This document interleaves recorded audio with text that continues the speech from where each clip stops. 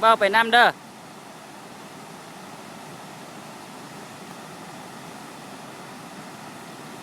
ยันโยพี่โอเคฟาดหลังต้นข้างสารอนุมาถวายแหวนอาฆาตพยอง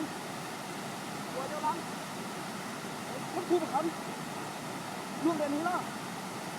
เชื่อข้าคือขับชาต้องมันจะขึ้นไปไหนล่ะจะเชียงขาหัวเจ้าตาต้องสุดหัวขวานขึ้นมาคันเยี่ยนแพโตเจ็บจับลิงพักคอนเลยมันดูเลยตุ๊กแกหัวสลักเดี๋ยวการลุกยศพามาถึงเหือก